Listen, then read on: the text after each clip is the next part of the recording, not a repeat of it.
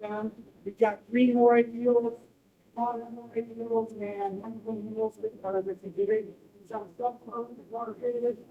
So vision this exhibit and raising what's well about sitting outside of the rain. Well, it's a pretty fun night. Andrew is one of our guides. Same with Rory. They're going to be around today taking some of our guests in the water in different exhibits. They'll be starting on this side and kind of work their way towards this dark area where you guys are going to be this morning. You'll see them around when we open us out as I sound. Right here. One thing is that we do a lot of work with adaptive divers here. So we have a lid that we attach to that beam. So we can move that bed down, way move those baits. We go somebody over here, it'll get a chair, lift them out of the chair, and then over and down into the water. Well, it's kind of cool.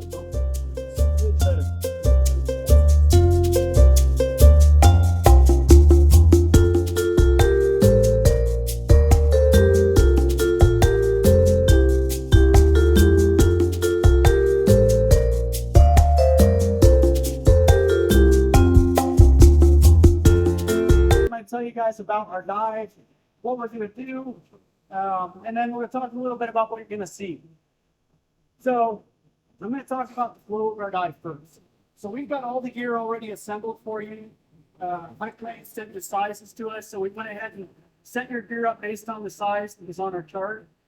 We use Scuba Pro BCDs and regulators. We have an octopus, and we have a standard and plate on our BCDs. Our BCDs are also weight integrated. And we'll talk about weighting here in a minute. If you guys have any questions about the gear you're going to use, please ask us before we go underwater so we can explain it to you. But you guys are all certified. You're responsible to kind of evaluate your own equipment. So make sure you take a good look at it beforehand and, look it over, make sure you understand how everything works. Once we're done with our briefing, we're going to put your gear into the water for you. We're going to enter the water straight across the way where you see that blue rail going down into the water at an angle. That's where our scares are. So we're going to have you guys, when the time is right, you're going to put your gloves on, hood on, mask on, and we're going to have you walk out into the area and come down the stairs. As you're doing that, you're going to rinse your feet off in a footbath, kind of like we stepped in just over there. There's one right outside the stairway. And we're going to have you come down the stairs, about halfway down, sit down, put your fins on. Once your fins are on, you're going to continue down the stairs and stand on we call it our wet deck. And our wet deck is a smoothing area you'll be standing on, surrounded by a raised rock ledge that sticks up about a far. Just turning up the trip, okay? And you can be standing in the middle, and it's a bit cozy. It'll be a little cozy with 3, 4, 5 of us standing in that area. As we're getting in the water, that's a really good time to start paying attention to your hands and your arms and unnecessary body movements, right? Because we're going to have a lot of these sharks swimming right through the area where we're standing. If you're flailing around with your hands and flopping around and moving around a lot, we don't want you to accidentally put your hand where it shouldn't be. All right? So keep your hands where you can see them out in front of your body. Try to slow everything down a little bit. We're going to then help you into your scuba unit. Okay? Just like what you've used all your life so far as a diver, shoulders go through or arms go through. There's a Velcro cummerbund around your tummy. Then there's a clip that goes around that. And then these BCDs also have a chest clip. So we're going to get you in it, and then we're going to let you guys kind of fasten and secure yourself into it. We'll come back and check it a few minutes later to make sure that you've got everything where it needs to be and fastened up, okay? Once you're in your gear, and we're all in our gear, we're going to just have you kneel down on the bottom right there. It's only about 5 feet of water, about chest height for me. And you're going to just put your regulator in your mouth. We're going to make sure there's no air in the BCD, and you're going to kneel down. We want to see if we have enough weight on you. So when we have you kneel down, we want you just to exhale all the air out of your lungs so that we can see if you can sink to the bottom right there, okay? If we need to make adjustments to your weight, we've got extra weight right there. We're going to put those in your trim pockets there behind you, and then we'll repeat that process to make sure we have enough weight on it. We're going to spend most of our time touching the bottoms, here to the bottom. So we don't need to be perfectly weighted and showing us how amazing your neutral buoyancy is. We don't need to see that today. We want you on the ball most of the time. So we'll make sure we got enough weight. After we've established weight, we're going to have you guys do our 3 skills that we had everybody do just to kind of get you warmed up for the dive. We're going to have you do a partial flood and clear of your mask. So about 1 inch of water in the bottom of your mask, let it in, clear it. All right? Just how you know how to clear. you need a reminder on how to do any of these skills, let me know and I'll walk you through it. Okay. So partial flood and clear, you're going to take the regulator, take it out of your mouth really quick, put it back in. Okay. You don't need to let it go. Just quick out, back in, clear. And then finally, you're going to show us you know where to find your backup regulator, your octopus. You do not need to pull it loose. Just simply put your hand on it, on the hose, on the regulator, either way. That way we know you know where to find it. Okay. If it comes out during the dive, we will try to get that tucked back into its little holder area. Okay. And that's all we're going to do for the skills.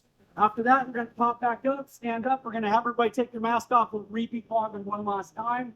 That way we have a nice clear mask for the dive. Then we're going to be ready to descend. Okay. So the way we do our descent's pretty specific. We're going to have you guys laying down on that deck we've been standing on. You're going to be facing this direction. We'll remind you when we're over there. And you're going to lay down and kind of get in a push-up position, like you're going to do some push-ups. And you're going to hold on to that raised rock ledge I talked about. It's right there. Just going to hold on to it, laying out flat. Scott and myself are going to go out in front of you guys when it's time for the dive. We're going to be out in front of you, and what we're going to do is look around to make sure that we have a nice clear opening to bring you out into the water with us. Okay, so don't follow us until we give you the signal. We're going to tell you to wait. And when we give you the signal to come on off the ledge, try to come off that ledge without a whole lot of delay. And the reason for that is we're going to be out in the middle or in front of you, and we're going to be looking around. We just want to make sure that when we call you off the ledge, we don't have Mr. Sawfish or Sand Tiger coming right through. Okay, because some of those animals are too big to make a sharp turn right there to avoid hitting us. So it gets a little interesting when this happens. So wait for our signal. And we're going to have to leave the ledge and begin exhaling, equalizing, and descending down. Okay, we're going to be out in front of you. We're not going to be holding on to you unless there's any need for assistance. So if you're doing good, we're just out in front of you. If you suddenly have ear trouble, let us know with your hand signal. Your ears aren't clearing, you're having some trouble. We may at that point just give you some support. With our fingers, we might slow you down, stop you. That way you can help equalize itself, get it cleared up, and then we're going to go down nice and easy once you say you're okay. All right? Remember to equalize early often. You guys are all certified divers. You know the routine. Ideally, if you can descend like an airplane coming in for landing, so kind of level or head down slightly, that works really well here. To your right is going to be a curved acrylic window that's shaped like this. From that wall, it goes like so. Okay? That's going to be on your right-hand side. The base of that acrylic window is a rock ledge. We're having you descend down to the base of the curved window where that rock ledge is. That's where we want you to go. Okay? Once you get to it, you need to scoot to your left almost as far as you can possibly go. Please. That way, as I'm coming down with the next diver, or one of us is coming down with the next diver, we don't come crashing down on top of you. Okay? So while you're there waiting, you might just kind of keep an eye on whoever else is coming down to join you to make sure that we're not over the top of you. And if we are, just slide over out of the way a little bit more. Once we get all of us together down to the base of the curved window, we're not going to spend much time there on the first part of the dive. What we're going to do is drop down low to the bottom. So just to give you an idea of depth, the base of the curved window is about 13 feet. The gravel bottom that you see out here in front of us is about 19 feet. The bottom of the trench, which I'll be talking about in a moment, is 22 feet deep, which we're going to spend the majority of our dive at 22 feet. Okay? So we're going to descend from the base of the curved window down to the gravel bottom over there. It is the most cozy part of our entire dive. It's also where a lot of the bamboo sharks like to hang out. There's an upside down kids swimming pool that is in the corner over there that they like to hide under. It's kind of like their little cave. So please don't crash down on top of that swimming pool. And as we're descending down right there, look below you to make sure we don't come down on top of any of those little sharks. Okay? Bamboo sharks only get to about 3 feet long. All right, we'll talk a bit more about them in a bit. So once we're all in that area, I'll probably give you one last, make sure everybody's doing good, everybody's okay, we're going to move on. Now that we're in contact with the bottom, I want you guys to stay in contact with the bottom. So something of you touching the bottom the rest of the dive. All right? So we're going to come through our coral area. It's kind of a little area we snake through, just kind of cruising along the bottom. It is kind of tight, If you feel like you're stuck on something, you probably are stuck on something, just back up for your BCD, hose, whatever it may be, and we're going to continue through. I will be out in front of you, or Scott will be out in front of you on the gravel bottom, so we'll be leading the way. And when we come through that pool, at that dark area over there, once we're through, we're going to designate for you guys to come into our trench area, which begins way over there to the left of us. And we're just going to signal to you to go into the trench. And we want you to go into the trench if you're the first person or the second person. Only go in the trench and move over enough for the rest of the people in your group, right? So if it was the three of us right here, we'd only, Karen was leading, she'd only go about that far down the trench and then she's going to stop, okay? Please don't continue swimming. Stop, right in the trench.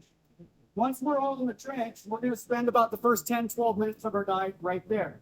It's one of the brighter locations of our dive as far as lighting goes. So for our photo people, that's a really good location. And it's also very active. You get to see a lot of traffic going through that area. After about 10, 12 minutes in that area, we're going to move. We're going to start to swim along the back wall in the trench. And we're going to go from over here all the way around to this spot over here, to the very far side of the trench, right up against that vertical wall.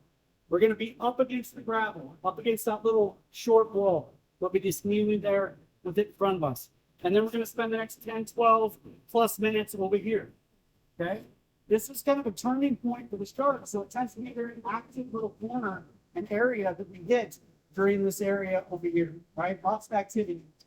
Sharks sometimes getting very, very close to us in there. Also, sometimes the sharks coming together like this, where you got one shark coming this way, one this way, and they both want to turn, they get in each other's way, and sometimes they do some interesting things, so we'll see how it goes. After a while here, I'm going to get your attention. We're going to continue our dive back in this direction.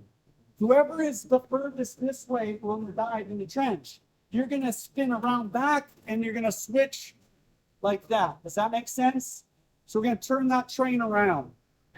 As opposed to just going back the same way we came, we're going to turn that around so that the person that's furthest that way is now the furthest person this way. Does that make sense? Sounds more confusing than it is. Stays the leader.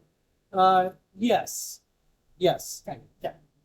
And we're going to cruise on back and go back to this area of the dive. Okay. We'll spend another 10 minutes or so in the trench getting here. You'll probably notice a little bit of a behavioral change, a little bit of a flow change with the animals. They've been in the water with us now for a while. We've been in the water with them for a while. They're getting used to that. And so they tend to get a little bit more comfortable and a little bit braver getting close to us. So don't be surprised at any point during a dive if you've got a shark cruising past you and they're a foot or two away from you. That's going to happen today. Okay? That's normal. The important thing is just to stay calm and relaxed like you will be, and everything's going to be great. All right? After a bit of time here, and once it's time to kind of head out and start moving our way towards where we'll spend the last few minutes of our dive, I'm going to come up on the sand, and I'm going to kind of point for you guys to go through the pool area. I'm going to swim through over here. I'll be the last one to come through, or Scott will, however we divide this group. So we're going to point through there. We want you guys to go through. And as you're going through that area, look up, because where we want you to go is to the base of the curved window. The place we descended to at the very beginning of the dive, that's where we want you to end up. Hopefully Greg will be out there taking some video, pictures, you'll see him. But that's where we want you to go and stay there, okay? We will join you there. We're going to spend the last 5 or so minutes of our dive doing a safety stop there at 13 feet. And eventually it'll be time to go up. All right, so when it's time to ascend, we will ascend first. Myself or Scott, depending on how we divide you guys up, whoever your dive guide is going to ascend first, to not follow them to the surface. All right, we're going to go all the way up. We'll be at the surface looking down on you guys. We're going to then have you guys come up one person at a time, same as before, same like when we descended. We're going to look around, make sure we don't have any big animals coming through, and we're going to give you the signal to come up one person at a time. Whoever is closest to us, furthest to the right, when you're on that curved window, you will ascend first. Once that person's standing up, we'll look over the edge, we'll give the next person, and so on. Make sense? You guys come up nice and slow, slight angle, we'll come right up to the top. Okay. Any questions on that? All right, you guys know basic hand signals. You're all certified divers. If I ask you how much air you have on the dive, if you've got over 1,000 psi, you can tell me you're okay. If you want to tell me, you can tell me. I don't care. But if it's over 1,000, an okay is fine. If you have anything less than that, or if you're like right at that 1,000 mark, tell me you're low on air. Show me your gauge. Okay. I will look at your gauges when you're not even paying attention to me on the dive. So I'm going to be keeping an eye out. But you guys should also be checking your air, right? Every few minutes as a diver, you should be being aware of how much air you're using.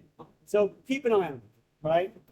We're going to spend about 40 minutes true bottom time on this dive, give or take. So 35 to 45 minutes is kind of in between, somewhere in there. We'll be in the water for 45 minutes to 50 minutes total time at least, factoring in all the stuff we do on our wet deck. But that's our time. So that's our full over dive. Everybody good with that? All right, let's talk about our animals. So we have 5 different types of sharks you guys are going to see. Hopefully you've learned a little bit about some of them before today during your eco program, right?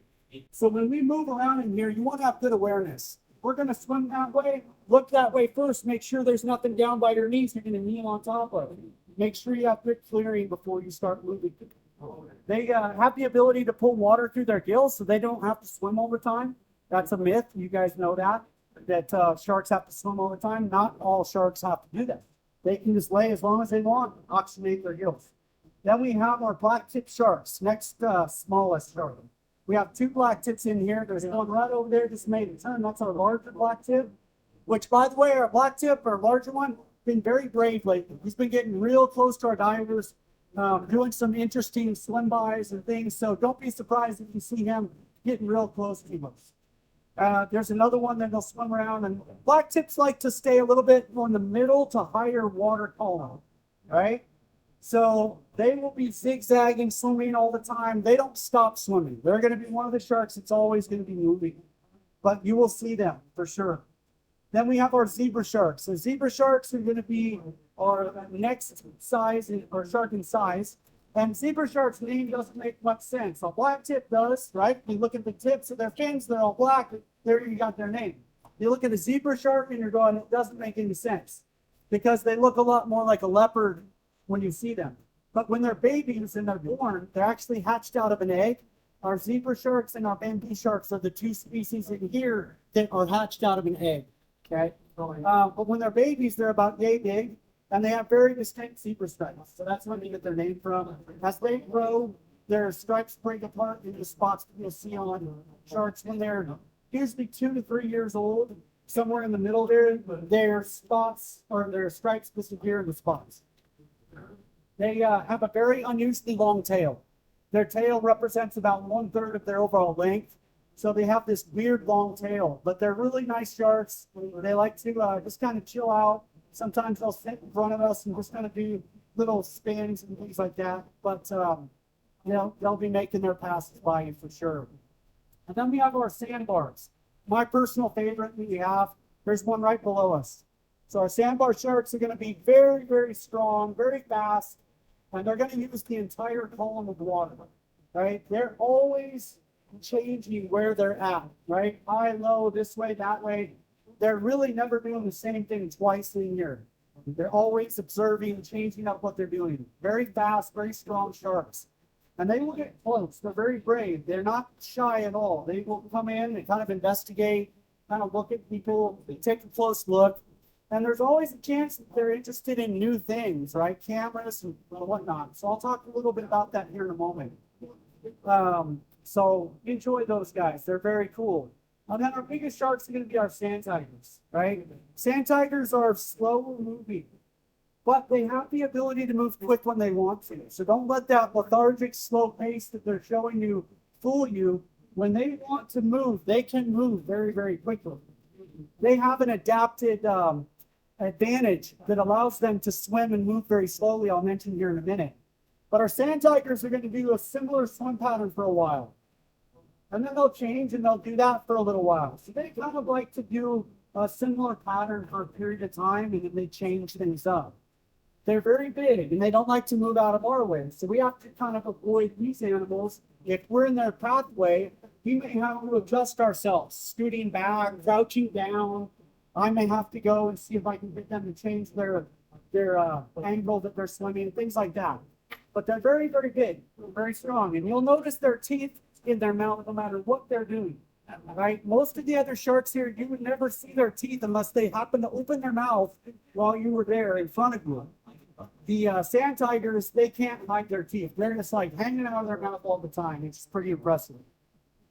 So that's our sharks. Our other big fish that you're going to see is going to be our barracuda, which you may have seen swimming by. He's about 5.5 feet long. Right there, right? Good size. Yeah, he's right out there hovering out. And he's our only barracuda at the moment in this exhibit. And then we have our green sawfish. Our green sawfish are our biggest fish that you're going to see here at the aquarium. They are a species called green sawfish. They're about 14 feet long, and they can grow to about 23 feet in the wild that we know of. And they are an endangered species. There's estimated that there's only about 2,000 of these fish left in the wild. So their numbers are in extreme trouble. And in the entire United States, there's only 7 green sawfish under human care in facilities. So you guys get to see 3 of 7 here today. We hope that someday they might mate and reproduce and make baby sawfish. But one thing we don't know a lot about is if they're mature, right? Just because a fish is big doesn't mean it's mature enough to mate and reproduce and make baby fish. So we're not 100% sure if these sawfish have that ability yet, but we do have 1 female and 2 males that you'll see here. And they are part of the stingray family. They're not sharks.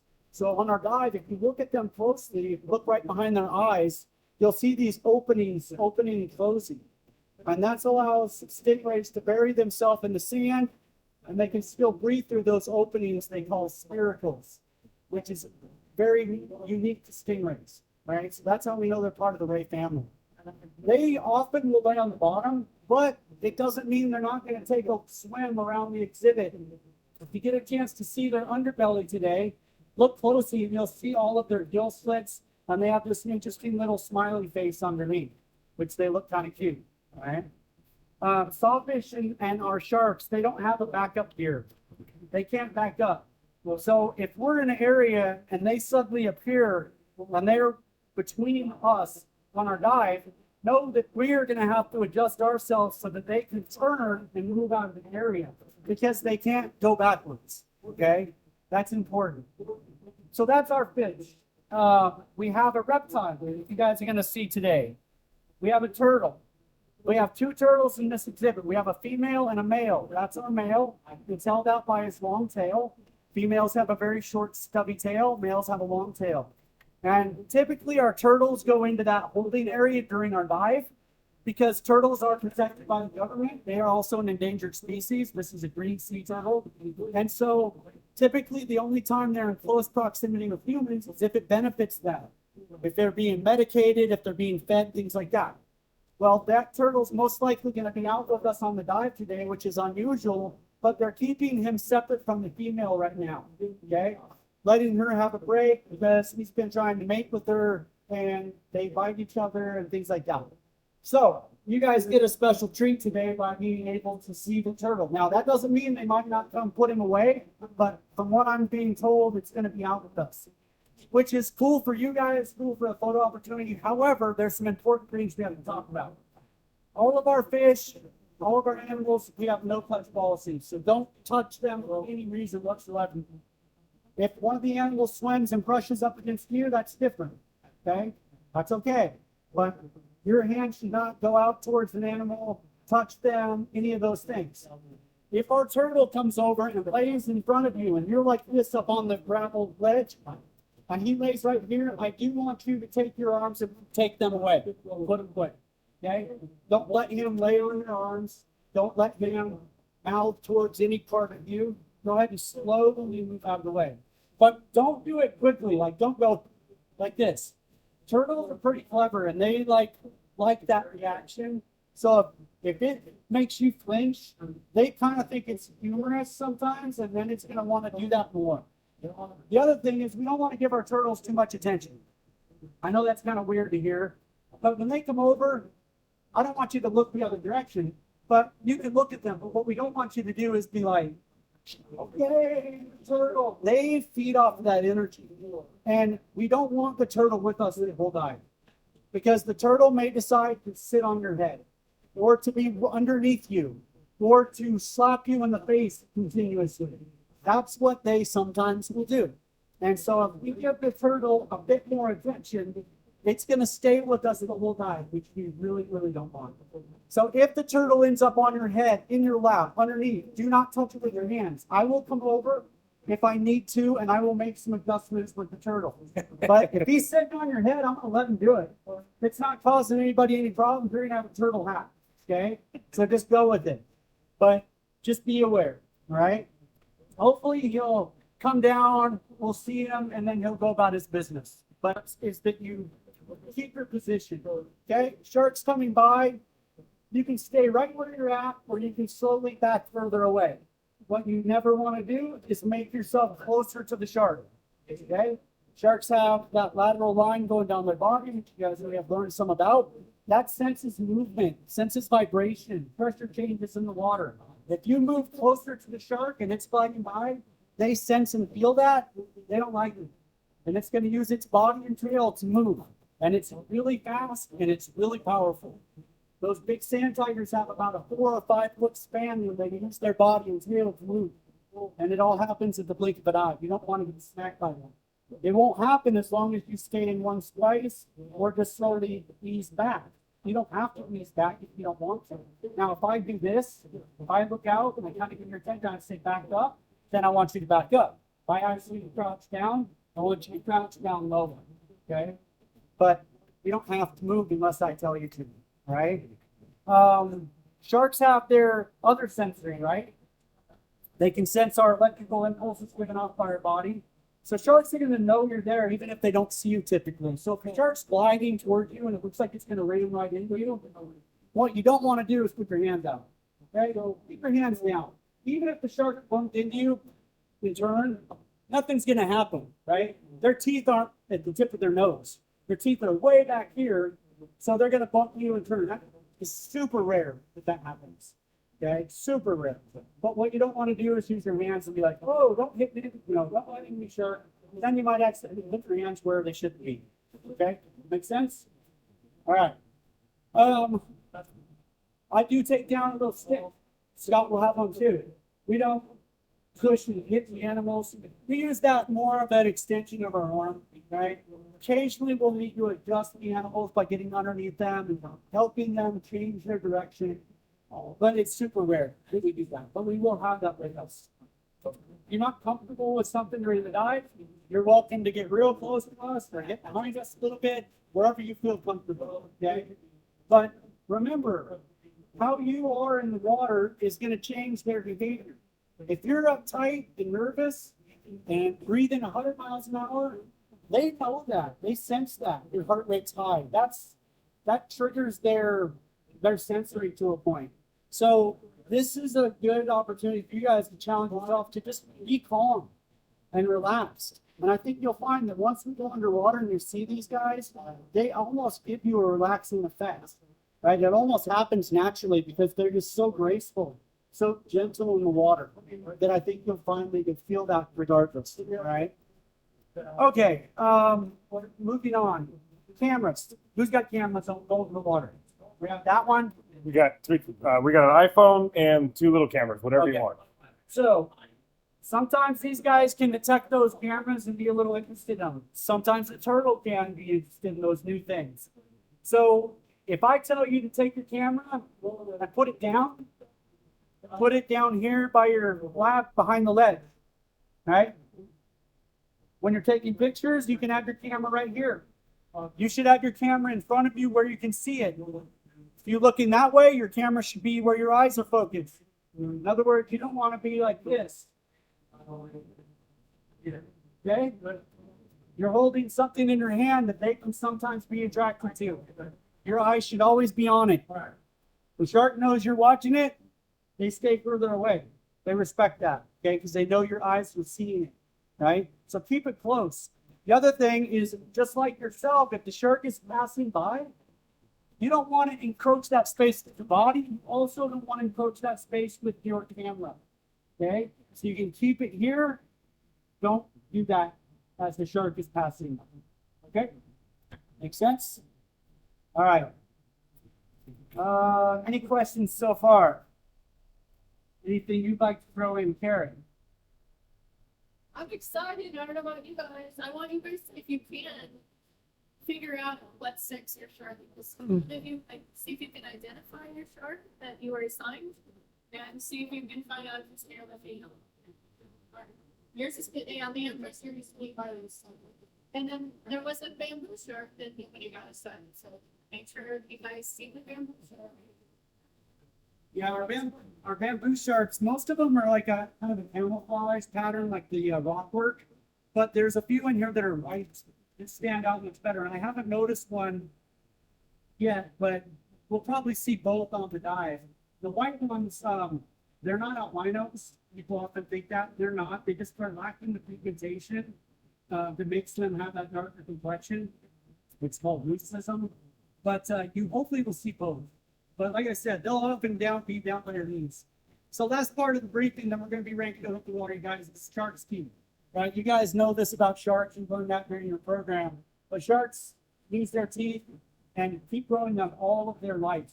And it's estimated that some sharks might grow up to 30,000 teeth in their lifespan if they live their entire life. So that's true for our sharks here. We've got our sandbar sharks, our black tips, and our sand tigers that will shed their teeth frequently during feedings. So when they bite into food or bite into the little holes here behind you on the wall that the handlers here use to feed these sharks, instead of hurting the shark, if they bite into something bony, that tooth may just flop out and another tooth is behind it, ready to go, just pops into place. So it's kind of a cool process that happens. Those teeth will then fall on the bottom. So during our dive, we'll keep an eye out for our teeth. And if you guys find shark teeth during the dive, we invite you to take them with you. We ask for a contribution that you can leave behind, and we give that to a shark research organization. Currently, we use a group called Fins and Taps, which you may have heard of. They're based out of Colorado. And that money helps fund tags and tagging equipment. That's one of the best ways we can help protect sharks, is if we can map where they go and figure out where they're going, maybe to mate, to reproduce, or give birth to babies. And we can help create bigger protected areas around the world and the oceans. That's going to ultimately help our populations. Because right now, you guys have heard these figures, 80 to 100 million sharks annually are being killed. That's a huge number, right? That's really, really bad. And a lot of those sharks potentially are juvenile sharks. They haven't even had a chance to reproduce, right? So that's even worse. Many sharks aren't mature enough to reproduce until they're old, like teenagers or into their 20s, mid-20s for some species of sharks. And many sharks don't give birth to very many babies, right? The sand tiger female is a really good example. She'll give birth to a maximum of 2 sharks, and she does, okay? She'll have up to 100 sharks in her belly, 50 in each one of her uteruses, but the dominant shark eats all of its brothers and sisters, so she gives birth to more than 2.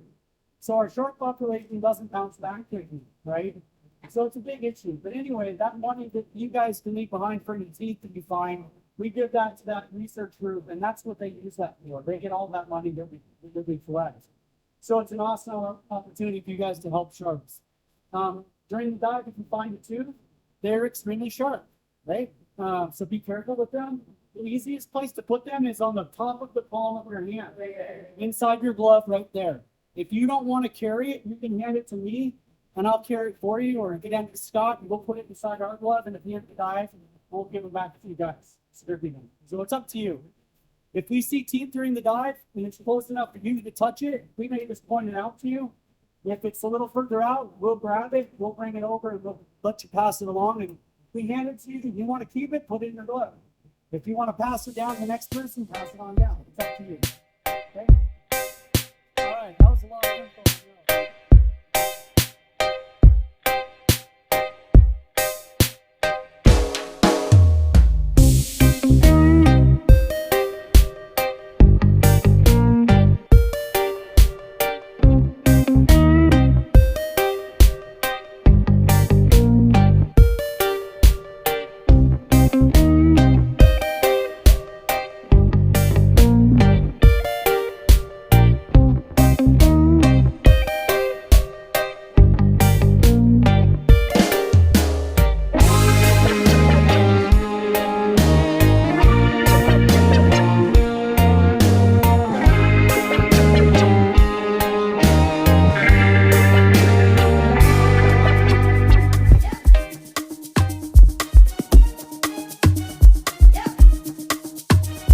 just dey feel myself.